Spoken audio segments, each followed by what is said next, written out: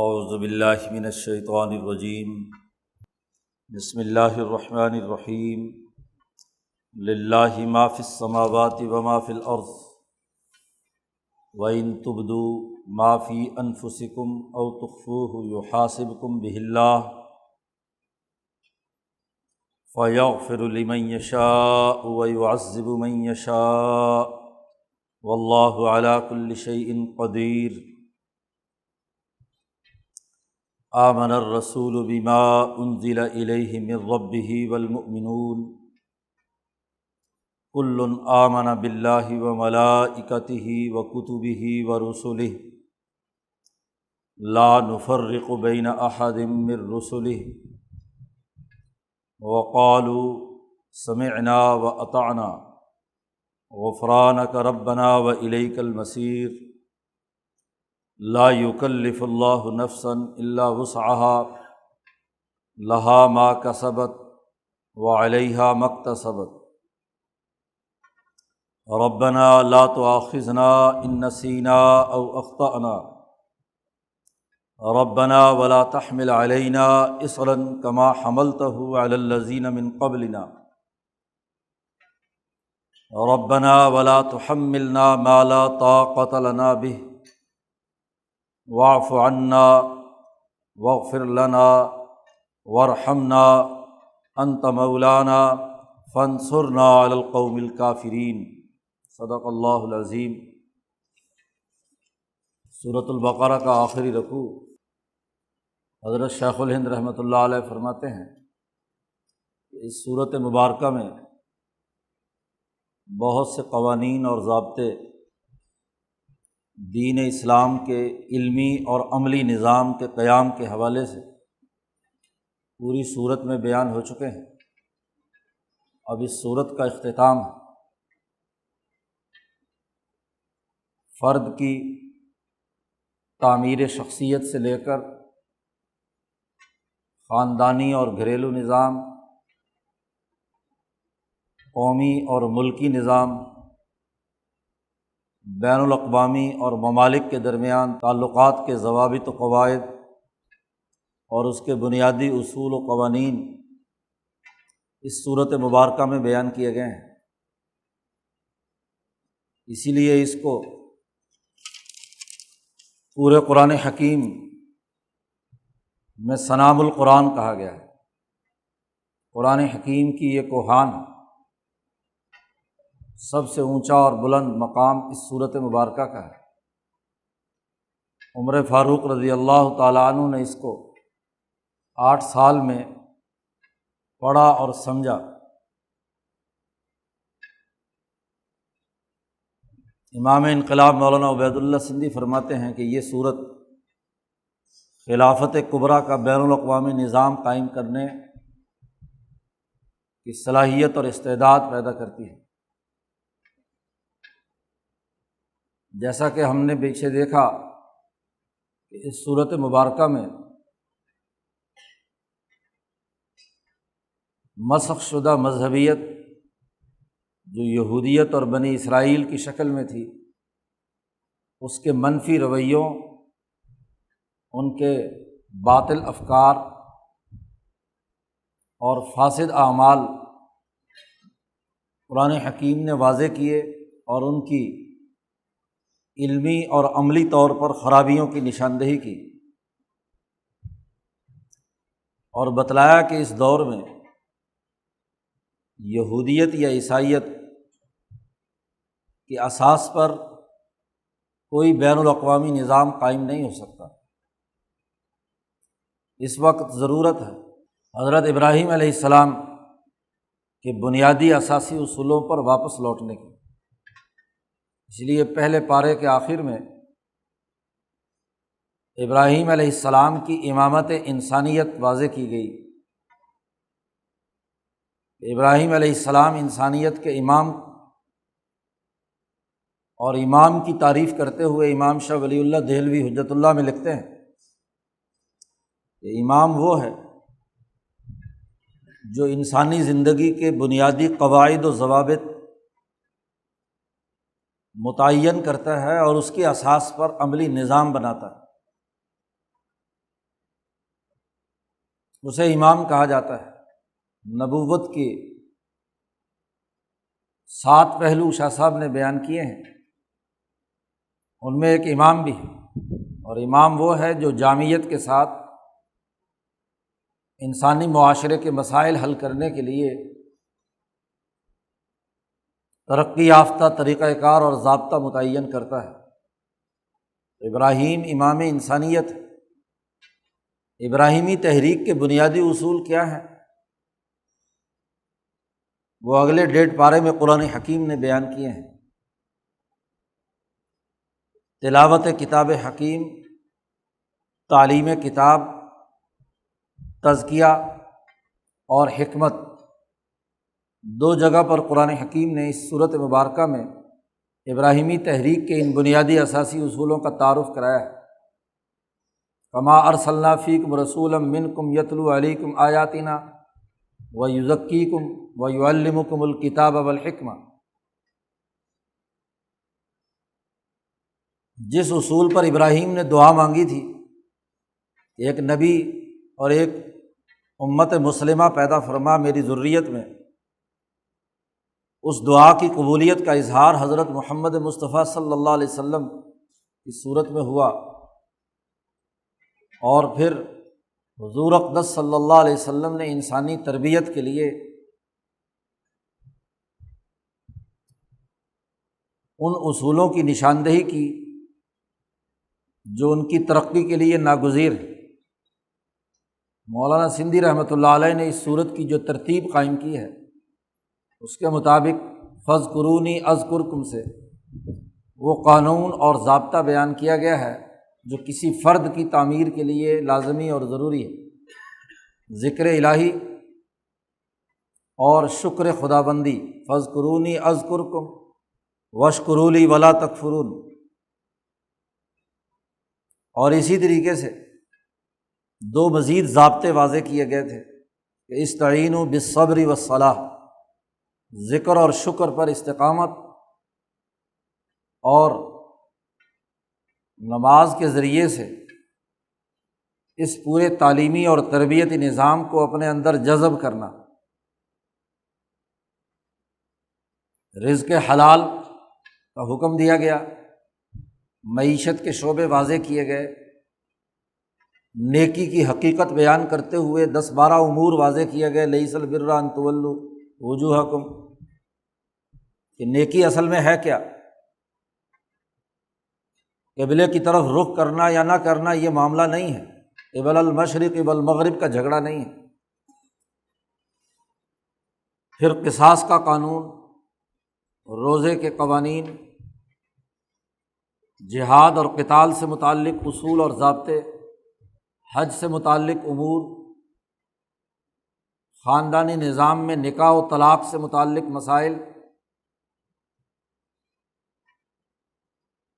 پھر گزشتہ قوموں کے واقعات کے تناظر میں جہاد اور حکومت کے بنیادی اساسی اصول بسطۃً فی العلم والجسم، طالوت کے تعارف میں بیان کیا گیا کہ علمی صلاحیت و استعداد اور جسمانی طاقت و قوت کے بغیر مملکت کا نظم و نسق نہیں چل سکتا۔ سرمایہ پرست اور دولت مند جتنے بھی ہوں، طالوت کے مخالفین نے یہی کہا کہ اس کے پاس تو مال نہیں ہے، ہمارے پاس مال ہے، انا یکون لہ الملک ونحن احق، اپنے آپ کو زیادہ حقدار ثابت کر رہا ہے سرمایہ پرست طبقہ، جن کی وجہ سے زوال آیا۔ قرآن حکیم نے اس کی وضاحت کی اور بتلایا کہ طالوت جب لشکر لے کر نکلے تو 80,000 میں سے صرف 313 باقی بچ گئے، ورنہ سب کے سب پانی پی کر راستے میں ہی کیا ہے رہ گئے۔ تو یہ حکومت اور مملکت کے نظم کو چلانے کے اصول واضح کیے گئے۔ پھر بین الاقوامی معاملات اور قوانین اور ضابطوں میں سب سے پہلے اللہ کی حکمرانی جو پوری کائنات پر ہے، آیت الکرسی کی صورت میں بیان کی۔ پھر پہلا اصول اور ضابطہ اقوام عالم میں کام کرنے کا ابراہیمی تحریک کا یہ واضح کیا کہ لا اکراہ فی الدین، دین میں، عقیدوں میں کوئی جبر نہیں ہوگا، اس کی تو دعوت ہوگی، اسے جو قبول کرنا چاہے خوش دلی سے اور اپنے ضمیر کی آزادی سے اسے قبول کرے۔ لیکن یہ بات طے شدہ ہے کہ ظلم اور طاغوت کا نظام قابل قبول نہیں ہے۔ دوسرا اصول واضح کیا، وَمَن يَكْفُرْ بِالطَّاغُوتِ وَيُؤْمِن بِاللَّهِ فَقَدِ اسْتَمْسَكَ بِالْعُرْوَةِ الْوُثْقَىٰ۔ طاغوت کا خاتمہ ضروری ہے۔ ابراہیم علیہ السلام کے حوالے سے 2-3 واقعات بیان کیے گئے، جس میں نمرود کی حکمرانی کو چیلنج کیا ہے، طاغوت کے مقابلے کی حکمت عملی واضح کی گئی۔ کفر اور طاغوت کے مقابلے کے لیے لازمی اور ضروری ہے کہ اقتصادی طاقت اور قوت اجتماعی بنیادوں پر تشکیل پذیر ہو۔ اس کے لیے انفاق مال کا قانون ضابطہ 2-3 رکوعوں میں بیان کیا گیا ہے۔ مثل الذین ينفقون، انفاق مال، اور اس کے لیے بھی یہ لازمی قرار دیا گیا کہ اجتماعی بھلائی کا کوئی بھی کام کیا جائے یا کسی قوم کو کسی طاغوت سے آزادی دلائی جائے تو پھر من اور اذی، احسان جتلانا یا اذیت اور تکلیف میں مبتلا کر کے اس سے بیگار لینا یا اپنا غلام سمجھنا، یہ درست عمل نہیں ہے۔ یہ تمام قوموں کی آزادی اور حریت، فک و رقابہ کے لیے مال خرچ کرنا یا انسانی بھلائی کے لیے مال خرچ کرنا، یہ صرف ابتغاء مرضات اللہ ہونا چاہیے، اللہ کی رضا کے لیے ہو، انسانی بھلائی کے لیے ہو۔ سرمایہ پرستی سوسائٹی میں نہیں ہونی چاہیے۔ اس کے لیے پورا ایک رکوع سود خوری کی مذمت اور اس کی خرابیوں کی صورت میں بیان کر کے واضح اور دو ٹوک حکم دیا، یا ایھا الذین آمنوا اتقوا اللہ وذروا ما بقی من الربا۔ سود خوری کی مذمت کی گئی۔ بین الاقوامی تعلقات میں مالی لین دین کے لیے تحریری دستاویز کو لازمی اور ضروری قرار دیتے ہوئے گزشتہ رکوع میں ہر ادھار معاملے کو لکھنے کا حکم دیا گیا، مدت مقرر کی جائے، معاملات تحریر میں لائے جائیں، کاتبین کو ہدایت دی گئی کہ وہ عدل و انصاف کے ساتھ لکھیں اور لکھنے سے انکار نہ کریں، گواہوں سے کہا گیا کہ وہ بھی گواہی سے انکار نہ کریں۔ تو دستاویزی معیشت، ڈاکومنٹیشن، جو تمام اقوام عالم کی مالیاتی نظم و نسق قائم کرنے کے لیے لازمی اور ضروری ہے، اس کی نشاندہی کی گئی۔ تو اتنے اہم ترین امور اس صورت میں بیان کیے گئے ہیں۔ اب ان اصولوں پر جو سب سے پہلی جماعت نبی اکرم صلی اللہ علیہ وسلم کی صحبت سے تیار ہوئی وہ صحابہ کرام کی ہے۔ سورت کے اختتام پر اب اس جماعت کی تربیت اور ان کے محاسبے کا ایک نظام بیان کرتے ہوئے اس آیت مبارکہ میں دو ٹوک اور واضح احکامات دیے گئے۔ آیت الکرسی میں یہ بات پیچھے واضح ہو چکی تھی کہ اس پوری کائنات کا مکمل کنٹرول شہنشاہ مطلق احکم الحاکمین وہ اللہ تبارک و تعالیٰ کی ذات ہے۔ تو یہاں بھی کہا جا رہا ہے للہ ما فی السماوات و ما فی الارض، جو بھی کچھ زمین اور جو بھی کچھ آسمانوں میں ہے، پوری مخلوقات کا پورا شخص اکبر اللہ کی ملکیت ہے، اللہ کا ہے۔ پورا کا پورا کائنات کا نظام ذات باری تعالیٰ کے کنٹرول میں ہے۔ ربوبیت خداوندی کے اساس پر اس کا نظام چل رہا ہے۔ ابراہیمی تحریک کا بنیادی اصول ہی یہ تھا کہ اگرچہ ابراہیم سے پہلے اور ابراہیم علیہ السلام کے بعد بھی بہت سے گمراہ فرقے تخلیق کائنات کو تو مانتے تھے کہ اللہ نے کی ہے، لیکن تخلیق کے بعد وہ یہ سمجھتے تھے کہ چھوٹے چھوٹے کام اللہ نے اپنے بتوں اور اس طرح کے لوگوں کو دے دیے جو کسی زمانے میں نیکی کا کام کرتے رہے تھے۔ اللہ خود یہ نظام نہیں چلا رہا، فلاسفہ نے کہا کہ وہ عقل عاشر نظام چلا رہی ہے، کسی نے کہا لات و منات چلا رہے ہیں، کسی کے ہاں تثلیث کا کوئی اور تصور موجود رہا ہے۔ ابراہیمی تحریک میں بنیادی اصول بتلایا گیا کہ کائنات کی تدبیر اور اس کا مکمل نظام، اس کا ایک ایک ذرہ، ہر چیز میں جو صلاحیت و استطاعت ہے وہ ذات باری تعالیٰ کے کنٹرول میں ہے۔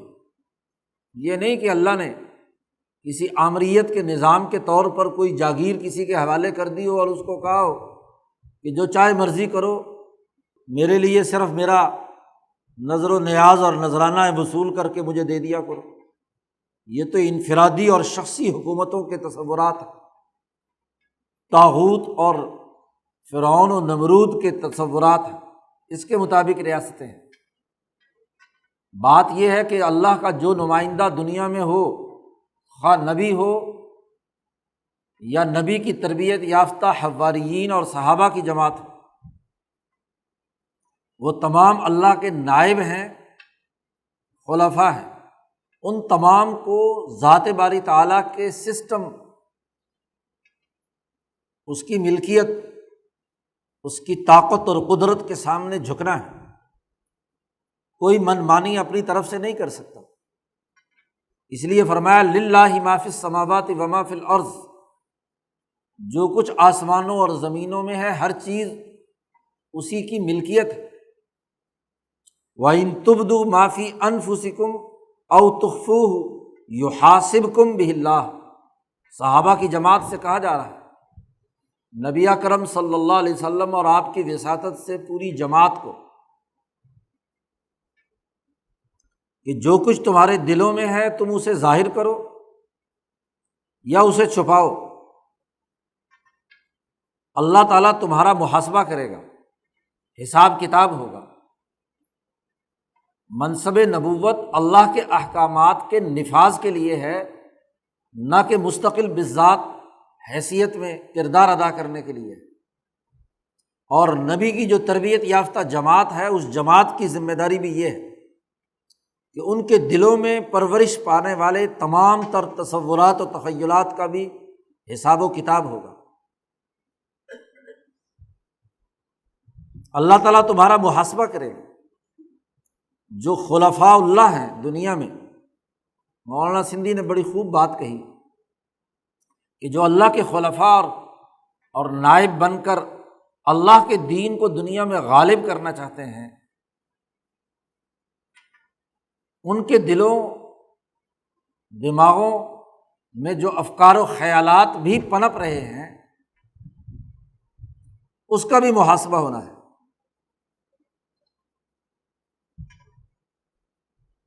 نمونے کی جماعت تیار ہونی ہے جو رہتی دنیا تک انسانیت کے لیے نمونہ ہو، اسوہ ہو۔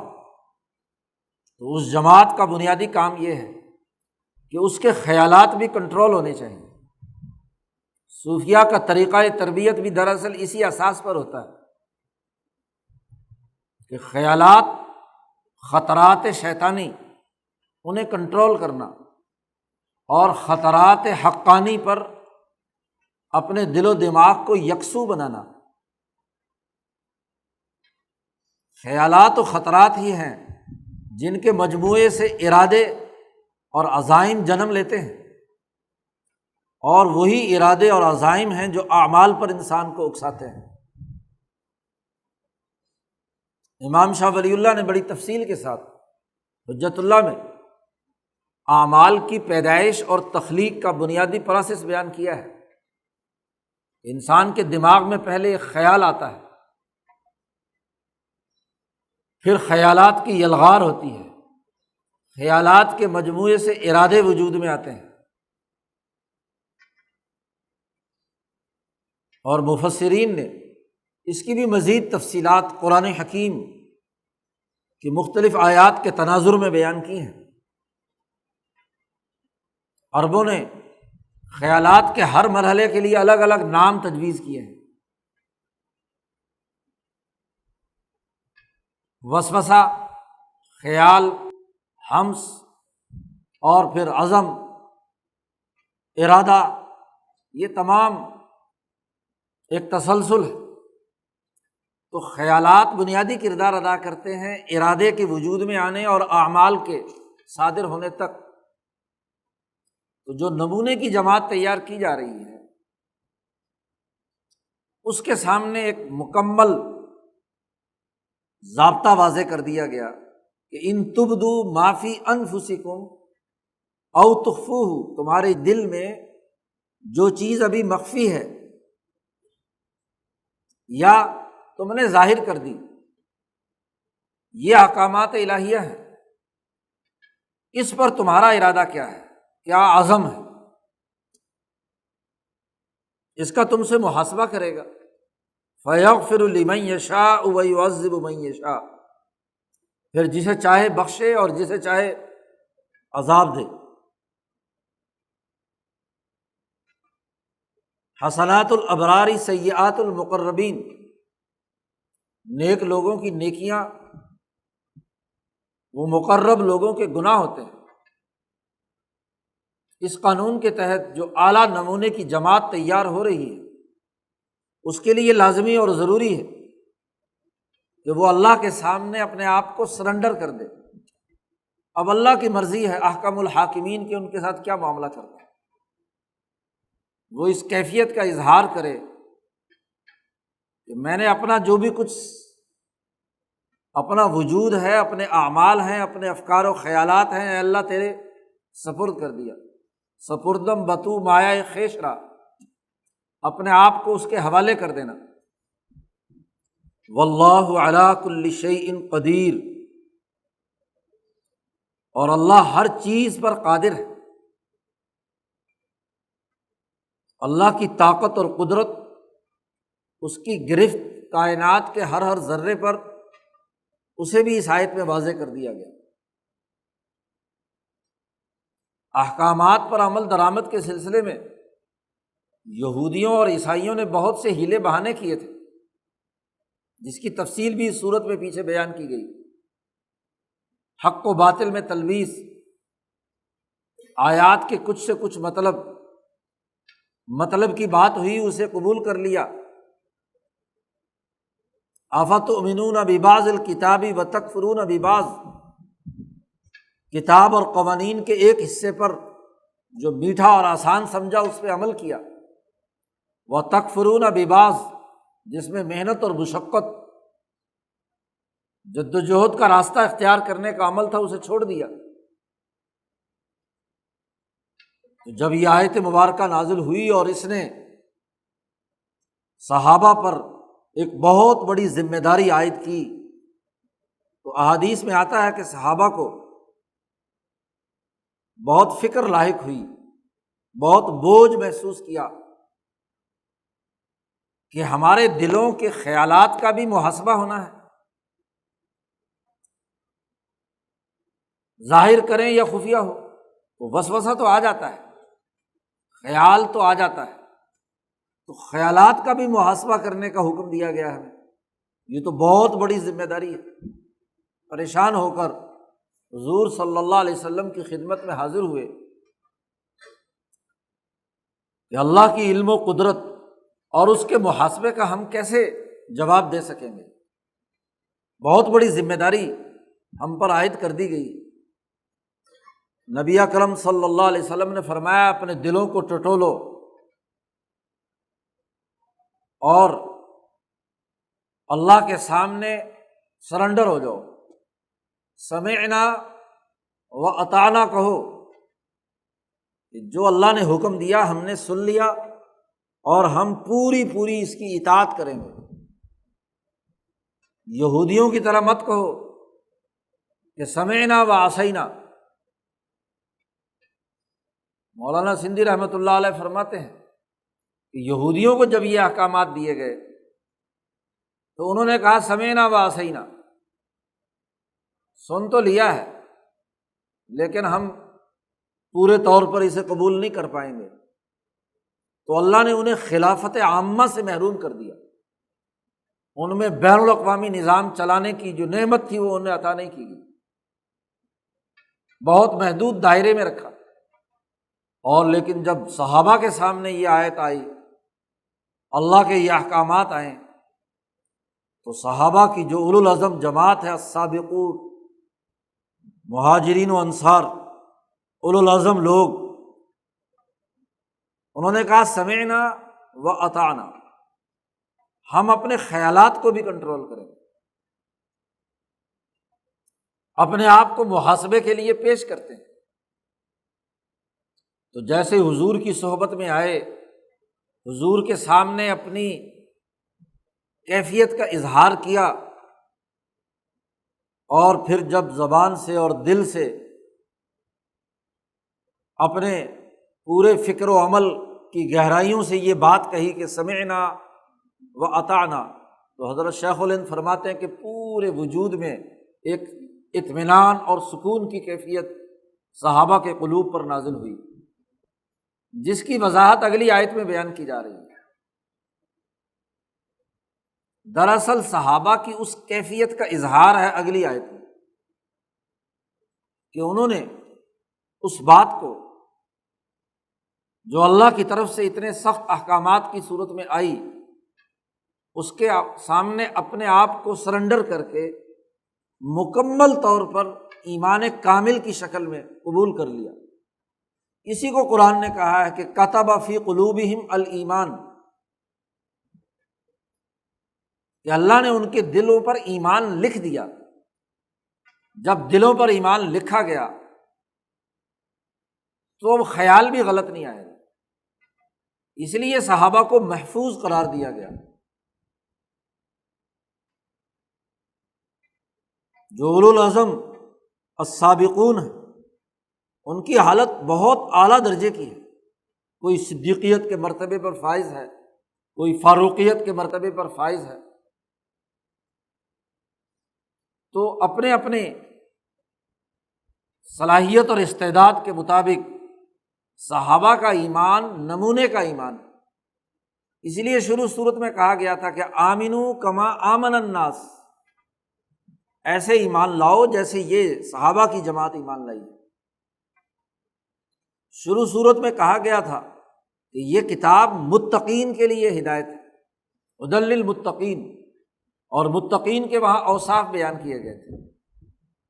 اب سورت کا اختتام بھی ہو رہا ہے، اس لیے یہاں انہی متقین کی جو ایمانی کیفیت ہے اس کو یہاں پر واضح کیا جا رہا ہے کہ ان کے ایمان کا کمال کتنا اونچا درجے کا، کتنی اعلیٰ درجے کی ان کے اندر صلاحیت اور استعداد پائی جاتی ہے۔ جب بھی انسان کے سامنے ایک چیلنج آتا ہے تو تبھی گھبراہٹ ہوتی ہے، جیسے موسیٰ علیہ السلام کو بھی ہوئی، اور موسیٰ سے کہا اللہ نے یا موسیٰ لا تخف۔ جیسے نبی اکرم صلی اللہ علیہ وسلم پر پہلی وحی آئی تو آپ صلی اللہ علیہ وسلم کو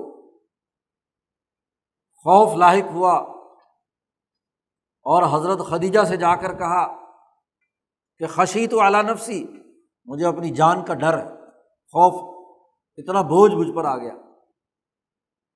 یہ تبھی معاملہ ہے۔ ایسے ہی صحابہ کے سامنے جب یہ آیت آئی کہ ان تبدو ما فی انفسکم او تخفوہ یحاسبکم بہ اللہ، تو تبھی تقاضے کے تحت انہیں بہت بوجھ محسوس ہوا۔ لیکن جب حضور کی صحبت میں آئے اور حضور نے ان سے کہا کہ سمعنا و اطعنا کہو، اور انہوں نے خوش دلی کے ساتھ پورے وجود کی تمام تر قوتوں، قوائے عقلیہ، طبعیہ، قوائے ارادیہ اور عملیہ، تمام تر قوتوں کو مجتمع کر کے اس بات کا اقرار کیا کہ سمعنا و اطعنا، تو ان کا ایمان کمال کے اعلیٰ ترین مرتبے پر فائز ہوا، اور جماعت اور رسول اللہ صلی اللہ علیہ وسلم کے ایمان کی کمال کی اس حالت کو قرآن حکیم اگلی آیت میں بیان کرتا ہے، آمن الرسول بما انزل الیہ من ربہ والمؤمنون، رسول بھی اپنے دل کی تمام گہرائیوں سے اس پر ایمان لائے جو ان کے رب نے ان پر نازل کیا تھا۔ رب کا جملہ اس لیے بولا کہ رب وہ ہے جو نقص سے نکال کر کمال تک پہنچانے والا ہے، تربیت کرتا ہے ربوبیت کے تقاضے سے۔ تو یہ احکامات الہیہ کا جب بوجھ رسول صلی اللہ علیہ وسلم اور صحابہ پر ڈالا گیا تربیت کے مقاصد سے، تو ان تمام نے، رسول نے بھی اور مومنون نے بھی، جو کچھ ان پر حکم نازل کیا گیا، احکامات دیے گئے، اس پر کامل طریقے سے وہ ایمان لے آئے۔ مسخ شدہ یہودیت کی طرح یہ بات نہیں کہی سمعنا وعصینا، جیسے بدر کے موقع پر بھی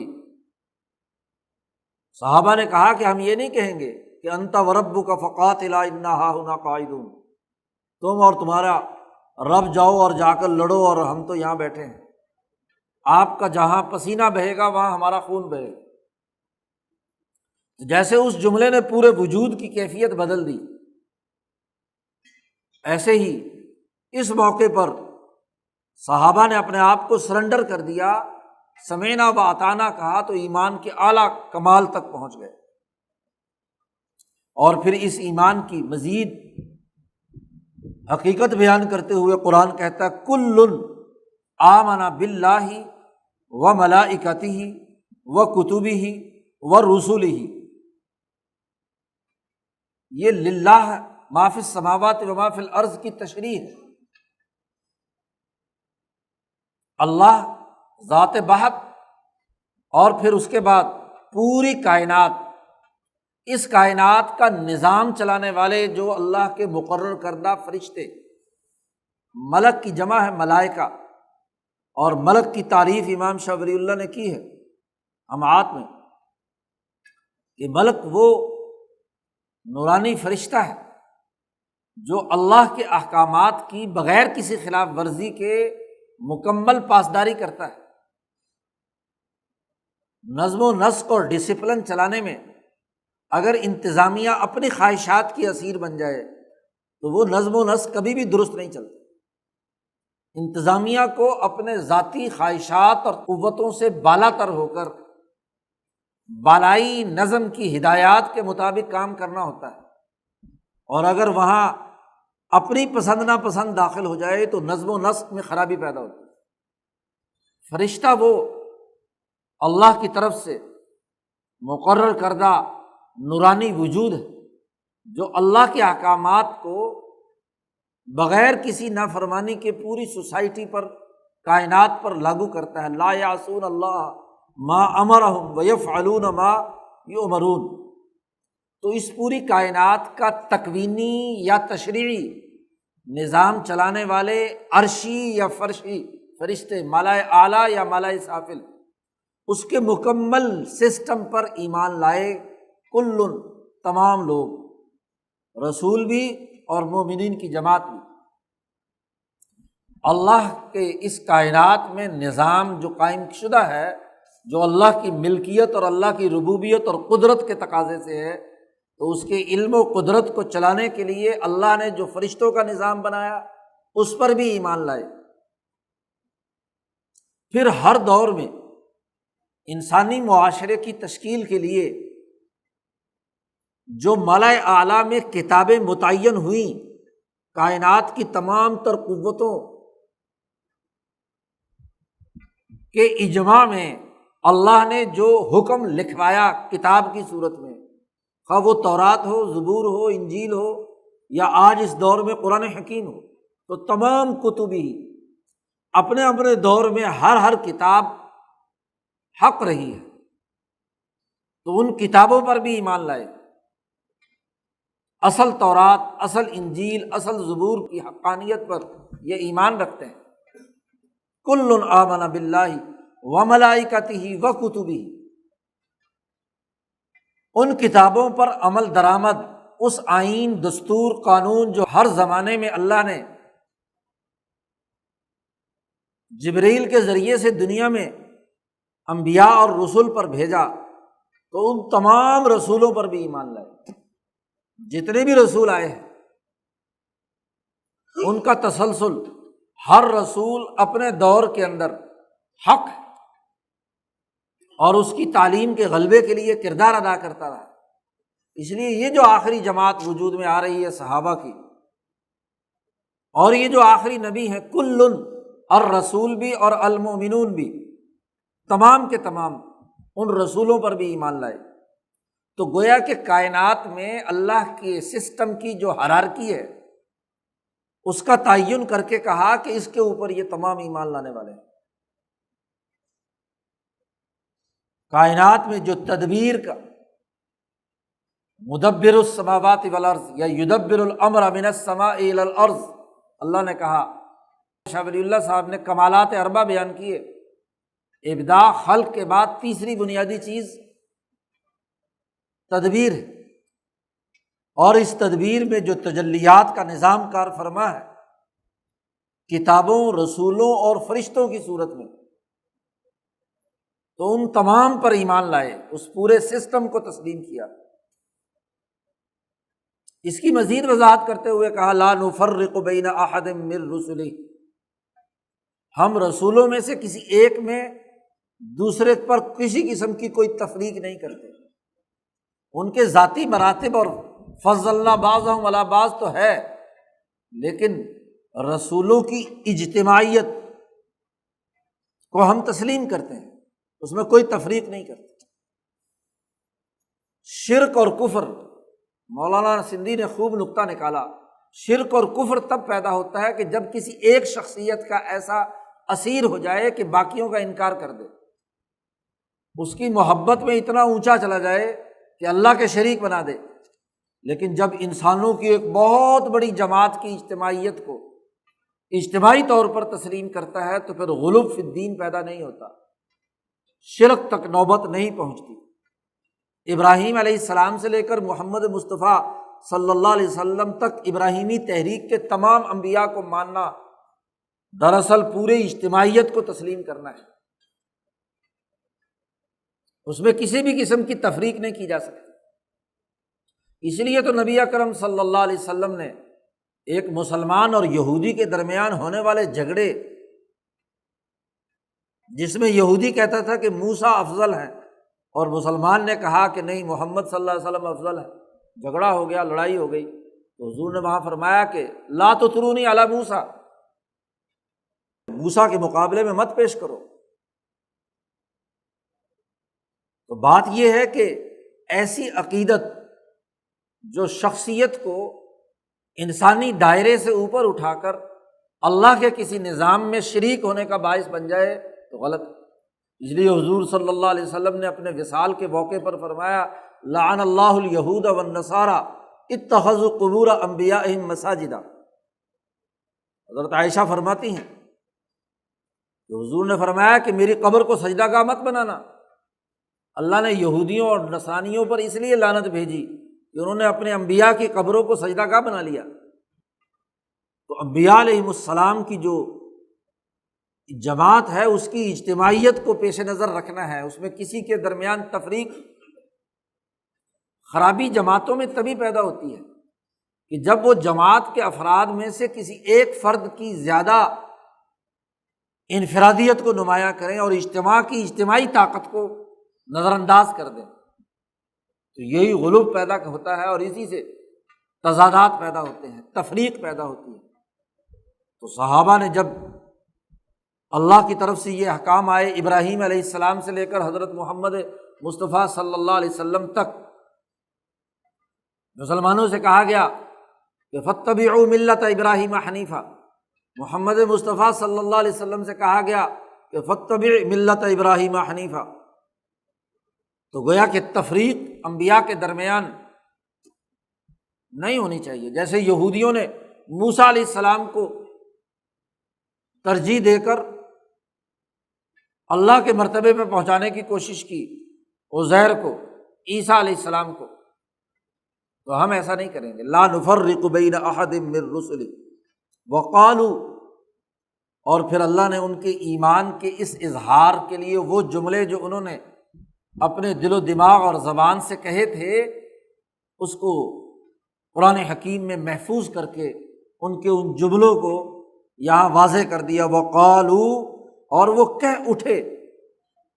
حضرت شیخ الہند نے ترجمہ کیا قالوا، کہہ اٹھے کہ سمعنا و اطعنا، ہم نے سنا اور قبول کیا۔ اگرچہ یہ حکم بڑا مشکل ہے، خیالات پر کنٹرول کرنا، وساوس اور خیالات کو درست کرنا بہت مشکل ہے، لیکن اطعنا قبول کرتے ہیں، ہم پوری مشق کریں گے، پوری جدوجہد اور کوشش کریں گے کہ اپنے خیالات کو کنٹرول کریں۔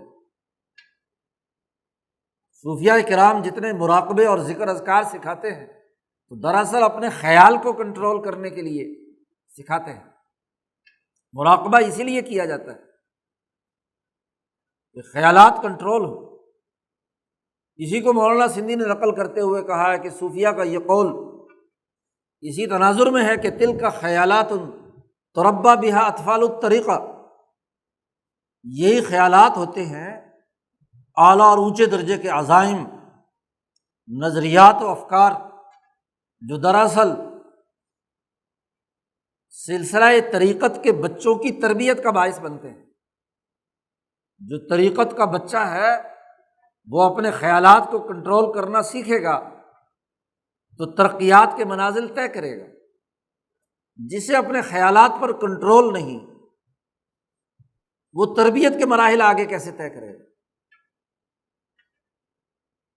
تو انہوں نے کہا سمعنا و اطعنا، لیکن انسان ہیں، ہم پوری کوشش کریں گے کہ اپنے خیالات کو کنٹرول کریں، لیکن اگر بے دھیانی میں کوئی خیال آ بھی جائے تو غفرانک، تجھ سے معافی مانگتے ہیں، بخشش چاہتے ہیں۔ ربنا، ہم نے اپنے آپ کو سرنڈر کر دیا، پوری جدوجہد اور کوشش کریں گے کہ اپنے خیالات و نظریات، اپنے افکار و اعمال وہ تیرے حکموں کے مطابق بسر کریں، لیکن کہیں غلطی ہو جاتی ہے، لغزش ہو جاتی ہے، خیال آ جاتا ہے تو غفرانک، تیری بخشش چاہتے ہیں۔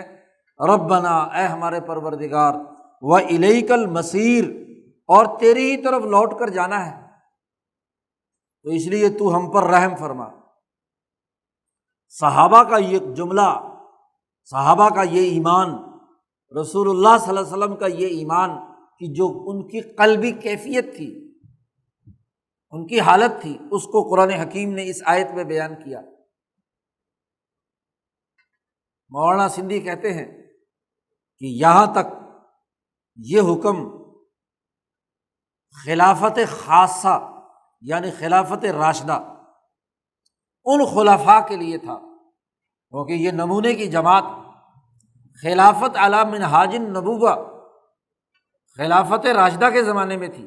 اس لیے ازالۃ الخفا میں شاہ صاحب نے خلفاء کی خلافت کی وضاحت کرتے ہوئے بتلایا ہے کہ خلافت کی دو قسمیں ہیں، ایک خلافت خاصہ ہے اور ایک خلافت عامہ ہے۔ خلافت خاصہ تو حضور کی براہ راست تربیت یافتہ جماعت یعنی خلافت راشدہ تک، ان کے لیے تو کڑا معیار ہے، اور اس کڑے معیار کے مطابق انہیں اپنے خیالات اور اپنی تمام چیزیں کنٹرول کرنی ہیں، اس کے مطابق زندگی بسر کرنی ہے۔ مولانا سندھی نے کہا یہ سب اللہ کے خلفاء ہیں، اور ان خلفاء پر رسول خلیفۃ الخلفاء ہے، اس لیے خلیفۃ الرسول یہ قرار پائے۔ ابو بکر صدیق نے اپنے آپ کو خلیفۃ الرسول کہا۔ رسول اللہ کے خلیفہ اور رسول کے خلیفہ صحابہ ابو بکر صدیق، اور پھر جب عمر فاروق آئے تو پھر خلیفۃ رسول اللہ کا لقب ان کے لیے اختیار کیا گیا۔ لیکن حضرت عمر نے فرمایا کہ اگر یہ سلسلہ چل پڑا تو پھر آگے جب خلفاء آئیں گے تو خلیفۃ کی گردان شروع ہو جائے گی، اس لیے امیر المومنین بس۔ تو امیر المومنین کا عنوان اختیار کر لیا گیا۔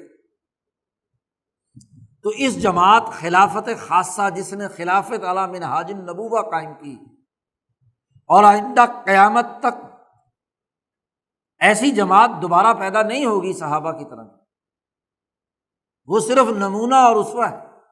اور پھر خلافت علی منہاج النبوہ کا مطلب بھی شاہ صاحب نے واضح کیا کہ اس کا مطلب یہ ہے کہ حضور صلی اللہ علیہ وسلم کی زندگی میں جو کام مکمل ہو گئے وہ تو ٹھیک، اور جو آپ صلی اللہ علیہ وسلم پر لازمی کام تھے اور ابھی مکمل نہیں ہوئے تھے، تو آپ کے نائبین یعنی خلافت راشدہ نے اس کی تکمیل کی۔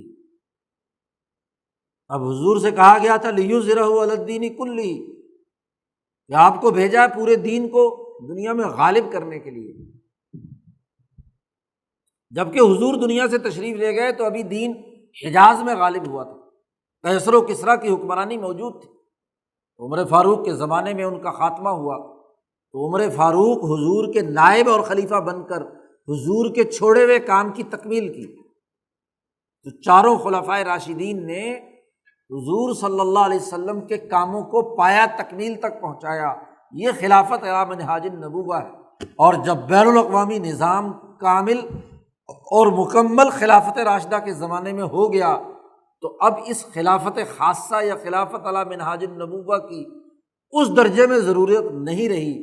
قیامت تک جو نظام چلنا ہے وہ خلافت عامہ کے اصول پر چلنا ہے، جس کی داغ بیل حضرت امیر معاویہ رضی اللہ تعالیٰ عنہ نے ڈالی، اور قیامت تک حکمرانی خلافت عامہ کے اصول پر ہوگی، خلافت خاصہ یا خلافت راشدہ کے اصول پر ممکن نہیں ہے۔ تو اس اعلیٰ معیاری جماعت کے لیے یہ دو آیات میں ان کا ضابطہ بیان کر دیا۔ اب خلافت عامہ کے لیے یا بعد کے دور میں انسانوں کی تعلیم و تربیت اور اس کے قانونی نظام کی کیا حیثیت ہوگی، تو اس کے لیے اگلی آیت میں آ رہا ہے لا یکلف اللہ نفسا الا وسعها، انسان کو اسی چیز کا مکلف بنایا گیا ہے جس کی اس کے اندر وسعت ہے۔ ابو بکر صدیق، عمر فاروق، عثمان غنی، علی المرتضیٰ، عشرہ مبشرہ، اعلیٰ درجے کے السابقون المہاجرون والانصار کے اندر یہ صلاحیت اور استطاعت تھی کہ وہ اپنے خیالات کو کنٹرول کر سکیں، اس لیے ان کو اس درجے میں کیا ہے حکم دیا گیا۔ اب بعد میں آنے والے لوگ ان کی صلاحیتیں اور استعدادیں اس درجے کی نہیں ہیں، تو اس کے بعد جو خلافتوں کا نظام یا قیامت تک جو مسلمان آئیں گے ان کے لیے قانون اور ضابطہ یہ ہے کہ خیالات پر کوئی گرفت نہیں ہوگی قانونی نقطۂ نظر سے۔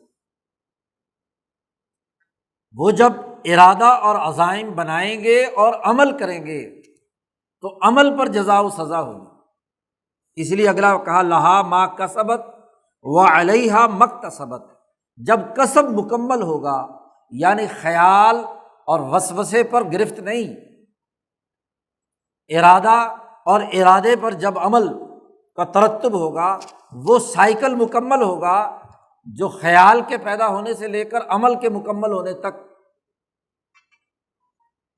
یہ کسب ہے۔ گویا کہ وہ جب اسے مکمل سائیکل مکمل کریں گے تب ان پر سزا و جزا کا عمل ہوگا۔ لہا ما کسبت وعلیہا مکتسبت، اس سے تطبیق ہو جاتی ہے دونوں چیزوں میں۔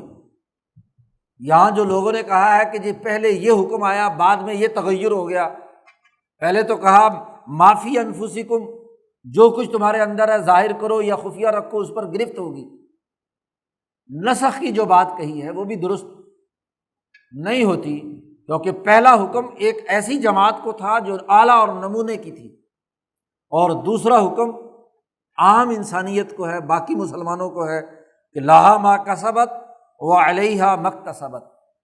ان کے لیے وہ ہے کہ جب ان کا کسب مکمل ہوگا، ارادے اور عزائم بنیں گے، عزم کے بعد عمل کرے گا تو پھر فرشتے نامہ اعمال میں کیا ہے اس کی جزا و سزا کے بارے میں لکھیں گے، تحریر کریں گے، اس کے مطابق ان کا نامہ اعمال تیار ہوگا۔ لیکن وہ جماعت تمام مسلمان جب وہ ان تمام احکامات پر ایمان لائیں اور عمل کرنے کی نیت سے جدوجہد اور کوشش کریں، تو عمل کرتے ہوئے کچھ لغزشیں، کچھ کوتاہیاں، کچھ کمزوریاں ممکن ہیں، تو اس جماعت کی اللہ سے یہ دعا ہے کہ ربنا لا تؤاخذنا ان نسینا، بھول کر کام ہو گیا، جان بوجھ کر نہیں کی۔ عزم اور ارادہ تو یہی ہے کہ سمعنا و اطعنا، لیکن نسیان غالب ہو گیا، ان نسینا بھول گئے، او اخطانا یا کام کرنے میں غلطی ہو گئی، بات کسی اور تناظر میں سمجھ لی اور اس کے مطابق کوئی کام کر لیا، تو انسان ہے، بندہ بشر ہے، غلطی ہو جاتی ہے، بھول چوک ہو جاتی ہے۔ تو اگر ہم سے بھول ہو جائے یا خطا ہو جائے تو اے ہمارے پروردگار ہمارا مواخذہ مت کر۔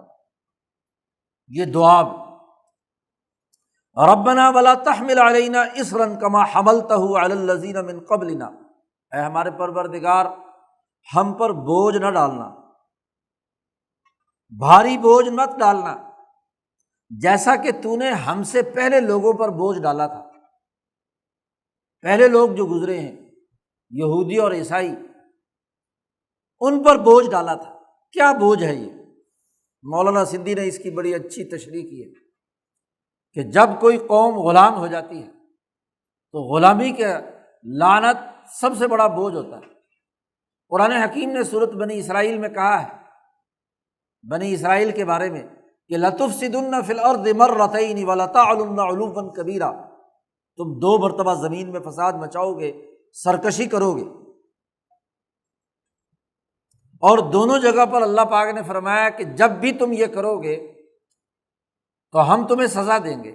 ایک دفعہ ان پر جالوت مسلط کیا گیا، اس نے بیت المقدس کی اینٹ سے اینٹ بجا دی اور ان کو غلام کر کے، بلکہ جو نبی بھی موجود تھے انہیں بھی گرفتار کر کے لے گیا، ان کا تابوت بھی اٹھا کر لے گیا، جس کی تفصیل پیچھے بیان کی ہے۔ ایک وہ دور ہے، اور دوسرا بخت و نصر کا زمانہ کہ جب اس وقت انہوں نے فساد مچایا تو پھر یہ کافی عرصے تک غلام رہے۔ قرآن نے کہا عباد لنا اولی باس شدید فجاسوا خلال الدیار، ذلت اور رسوائی۔ اب غلامی کے زمانے میں وہ ان سے بیگار لیتا تھا، اپنے مطلب کے لیے استعمال کرتا تھا، اپنے قوانین اور ضابطے ان پر نافذ کرتا تھا۔ اب بوجھ کیا تھا؟ مولانا سندھی فرماتے ہیں کہ ایک طرف تو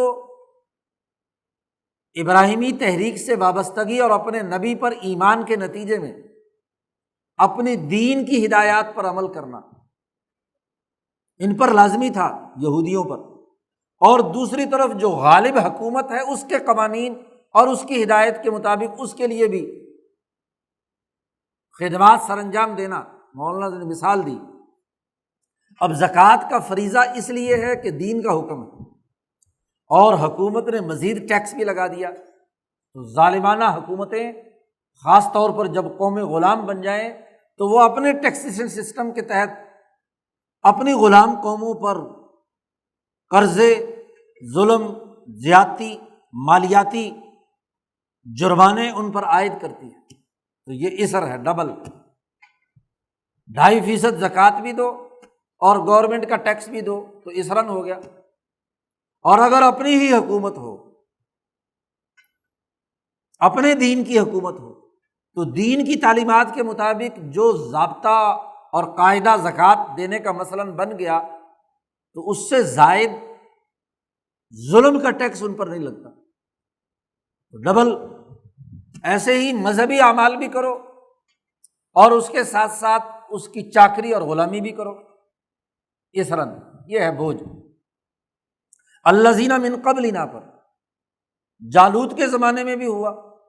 قرآن نے پیچھے بیان کیا کہ جب اس وقت کے نبی نے کہا کہ اگر تمہارا حکمران بادشاہ بنا دیا گیا تو کہیں ایسا تو نہیں ہوگا کہ تم جہاد سے انکار کر دو، تو انہوں نے کیا کہا تھا کہ ہم کیسے نہیں لڑیں گے؟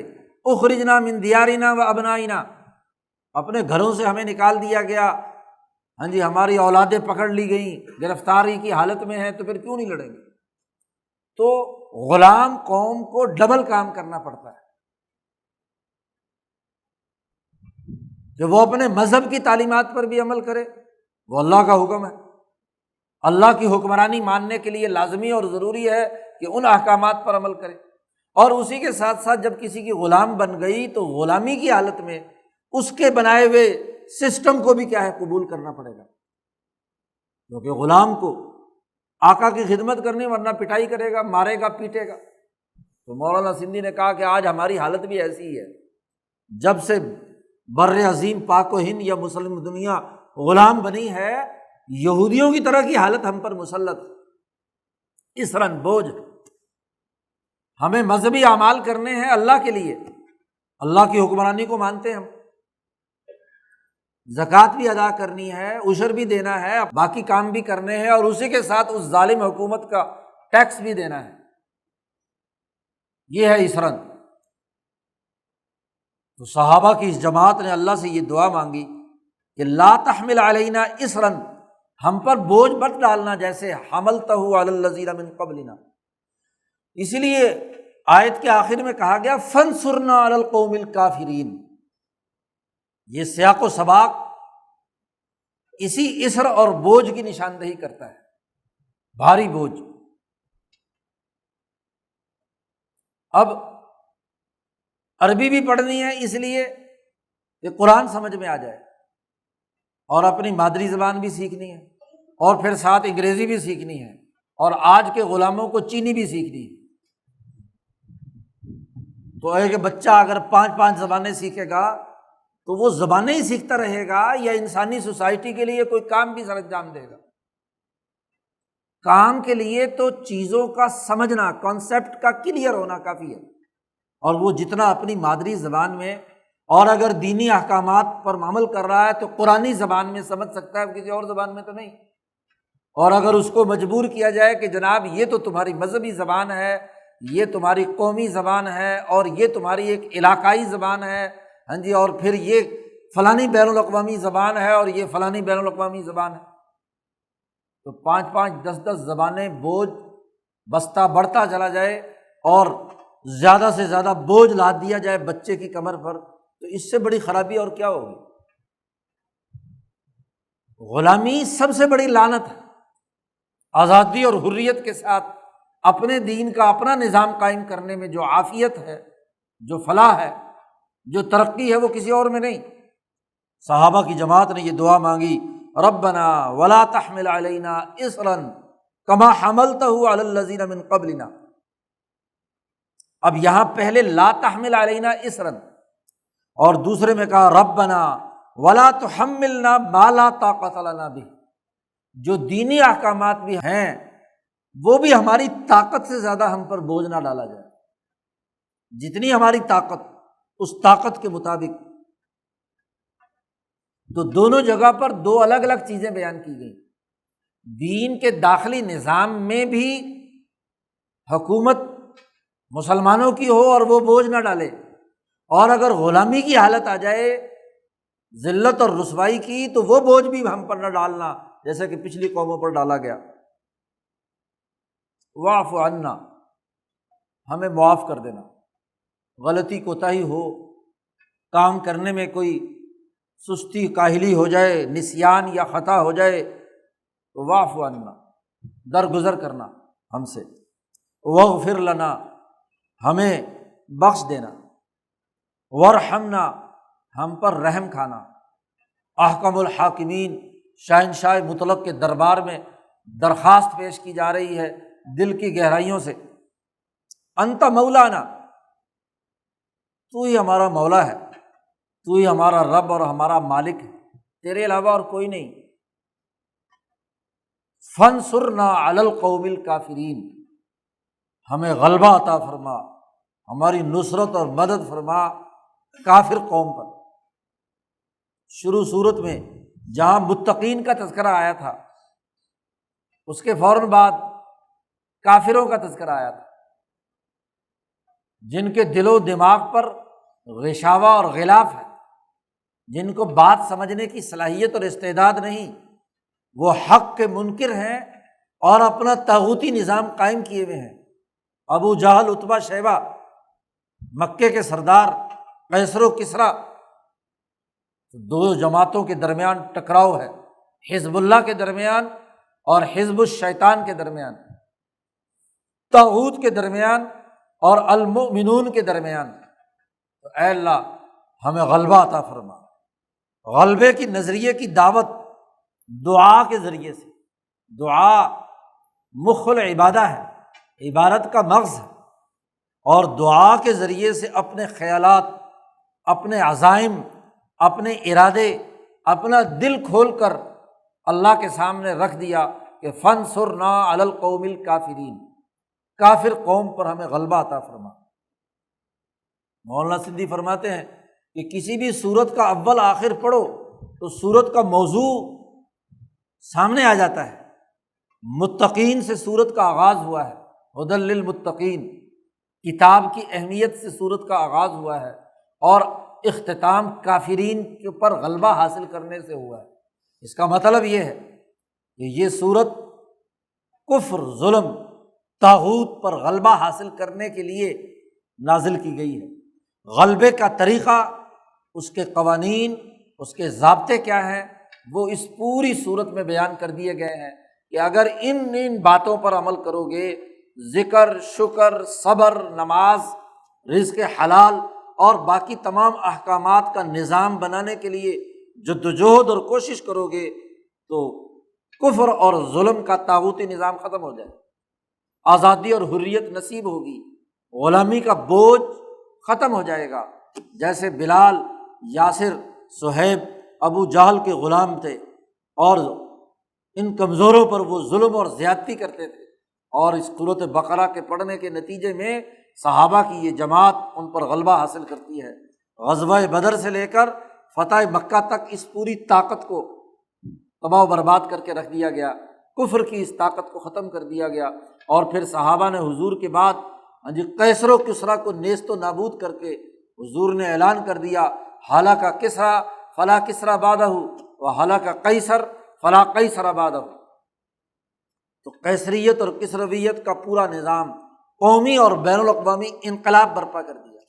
تو انقلاب کے اصول اس صورت مبارکہ میں بیان کیے گئے، خلافت کبریٰ بین الاقوامی سطح تک کے، اور اس کے لیے اللہ سے دعا مانگی گئی۔ دعا دل کی گہرائیوں سے مانگی گئی تو دراصل وہی اس جماعت کا بنیادی فکر اور نظریہ تھا۔ اسی نظریے کے اساس پر جدوجہد کا حکم دیا گیا، اور چونکہ یہی وہ صورت ہے جس میں جامعیت کے ساتھ انسانی زندگی کے تمام پہلوؤں پر گفتگو کی گئی ہے، اسی لیے اس کو حدیث میں سنام القرآن کہا گیا۔ یہ قرآن کی کوہان ہے، سب سے بلند ترین مقام جیسے اونٹ کی کوہان کا ہوتا ہے، ایسے ہی پورے قرآن میں سورۃ البقرہ کی یہ حیثیت ہے۔ جس کو یہ سمجھ میں آ گئی، اپنی جامعیت کے ساتھ قرآن حکیم کی باقی ترتیب خود بخود سمجھ میں آ جائے گی۔ اللہ تعالی ہمیں قرآن حکیم کو سمجھنے اور اس پر عمل کرنے کی توفیق عطا فرمائے۔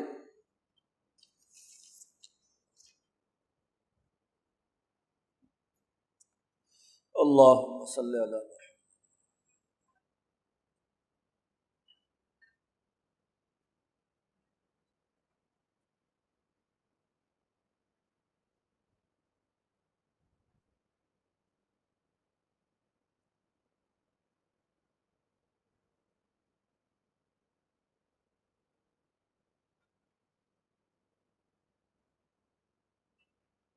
اجمعین۔